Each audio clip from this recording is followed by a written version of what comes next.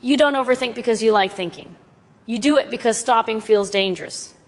Right now, if everything went quiet inside your head, something would rush in, and you're not sure you could handle what that something is. You tell yourself you're just trying to understand things better. You're just being careful. You're just preparing. But deep down, you know that's not the whole truth. Because this doesn't feel like thinking. It feels like guarding a door that never fully closes. You replay conversations you already survived. You imagine future moments that haven't happened yet. You argue with people who aren't there. You explain yourself to empty rooms. And at night, when the world finally slows down, your mind speeds up.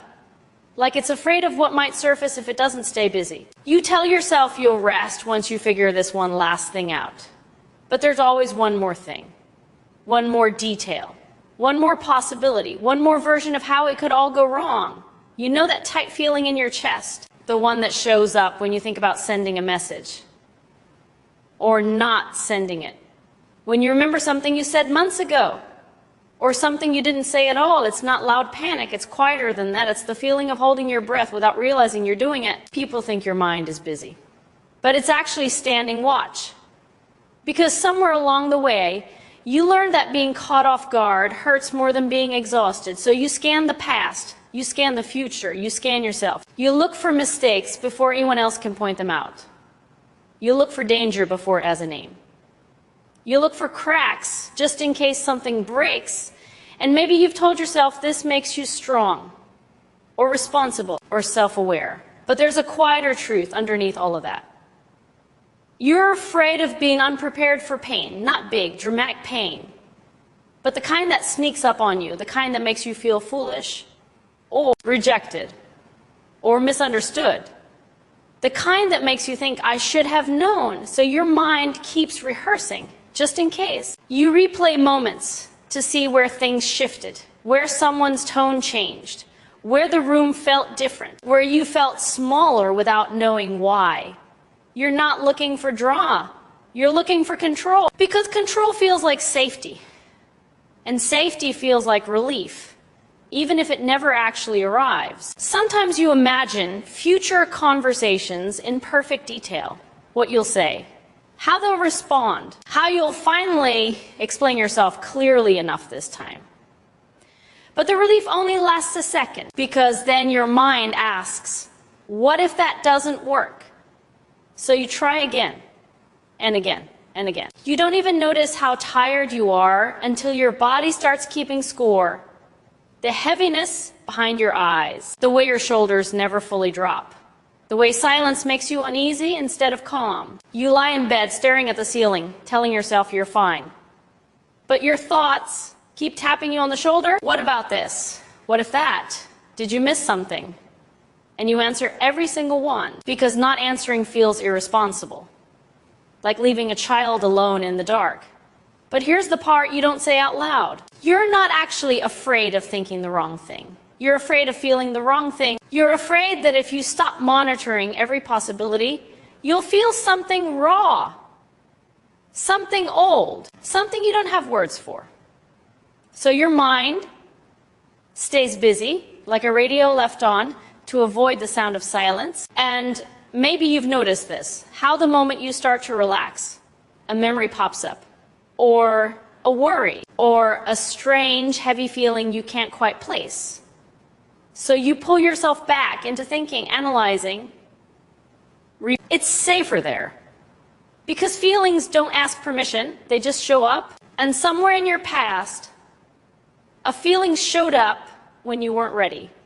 Maybe you were dismissed. Maybe you were blamed. Maybe you were made to feel like your reaction was too much or not enough. So you learned to stay one step ahead of your own emotions, to catch them before they caught you. You became very good at predicting outcomes, at reading between lines, at noticing subtle shifts. People might even admire that about you. But they don't see the cost. They don't feel how heavy it is to carry every possible version of the future in your head at once. They don't hear the quiet voice inside you asking, am I about to mess this up? Over and over. You don't overthink because you don't trust the world. You overthink because at some point, you didn't trust yourself to survive what might happen if things went wrong. So you try to prevent wrong from happening at all. You plan your words carefully. You second guess your reaction. You edit yourself in real time. And when something still hurts, you tell yourself you should have seen it coming. That's the hidden fear. Not that something bad will happen, but that you'll be unready when it does, that you'll feel too much, that you'll fall apart, that you'll be exposed in a way you can't recover from. So you stay alert, even when you're safe, especially when you're safe, because safety feels unfamiliar, stillness feels suspicious, and peace feels like the calm before something breaks. You might notice how hard it is to just enjoy a moment without narrating in your head, without analyzing how long it will last, without wondering what comes after. Even happiness makes you nervous because happiness lowers your guard. And you've learned not to do that. So your mind keeps moving, circling, checking, not because it enjoys the chaos, but because chaos feels familiar. And familiarity feels less dangerous than the unknown. There are moments, though, small ones, when you catch yourself wishing you could just stop, just for a minute, just long enough to breathe without monitoring everything. And maybe you feel a strange sadness when you realize how long it's been since your mind felt quiet, not empty, just quiet. That sadness doesn't mean anything is wrong with you. It means something inside you has been working very hard for a very long time, trying to protect you the only way it knows how, by staying awake, by staying alert, by staying ready. And maybe tonight, as you listen to this, you can let that part of you know something, not a solution, not a plan, just an acknowledgement that you see how much effort it's been putting in, how much energy it's spent trying to keep you safe, how much it's carried on its own. You don't have to stop thinking, you don't have to force calm. Just notice the fear underneath the noise. The fear of being unprepared, the fear of being overwhelmed, the fear of feeling something without a safety net. And notice something else too. You're still here. You've survived moments you thought you wouldn't. You've felt things you thought would break you, and somehow you're still breathing. Your mind doesn't need to hear that as a lesson. It just needs to feel it as a possibility that maybe you don't have to stay on guard every second. That maybe silence isn't a threat. That maybe rest doesn't mean failure.